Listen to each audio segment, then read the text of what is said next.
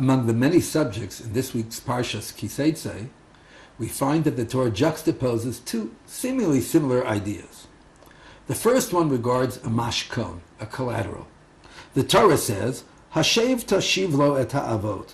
If you take a collateral from someone who's poor, and it's a collateral that he needs for his own life, return it to him when he needs it. The example in the Torah that it is bed clothing, and so at night the mashkon must be returned to the person.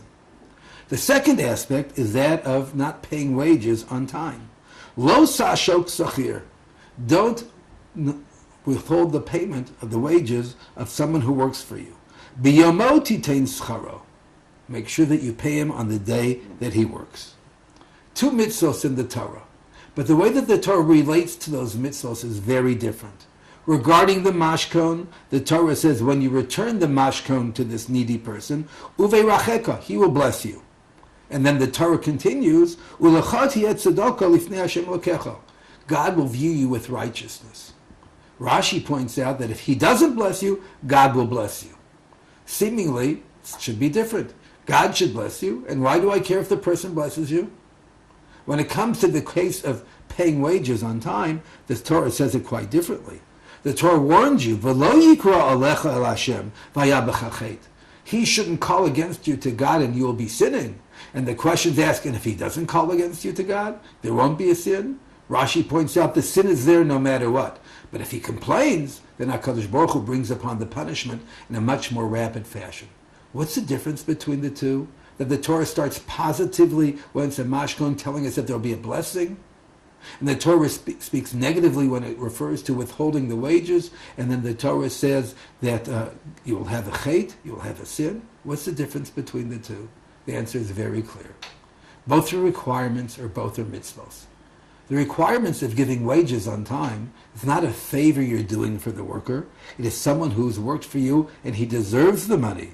The Torah says, "Ve'elav hu noseas nafsho." He's raising his life for you. He's giving his life for you. He's taken his life and worked for you. You owe him those wages. And therefore it's not a chesed to give him those wages. It's something he deserves. And if you withhold the wages, then in fact you have a chet. Of course, if you don't, then you fulfill the mitzvah of paying him on time. Returning the mashkon is an extra step. The Torah requires it, but it's still an extra step because you had a right to take the collateral in the first place. And therefore the Torah emphasizes that when you do what you're supposed to do, when you take this required extra step, uveiracheka, he will bless you. And if he doesn't appreciate what you've done, then HaKadosh Baruch Hu will bless you as well. If you're listening to this Devar Torah on Erev Shabbos Setze, then in another few hours right after Shabbos, or Sunday morning, you'll be leaving for Israel. And you'll be beginning a year in Machal. You're beginning a life in which you will have an opportunity to be with people in many, many relationships for 24 hours a day for an entire year. Sometimes there will be part of those relationships which are demanded of you, expected parts. And sometimes it is going the extra step.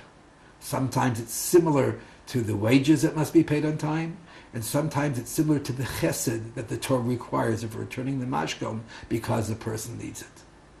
Think now, and then take the opportunity in the days, the weeks, and the year ahead that we should deserve God's blessing and the blessing of those who are with us. We should find favor in God's eyes, and when we do that, then our year will be successful, and all that we do will be blessed, not just for ourselves, but for all who are with us. Shabbat Shalom.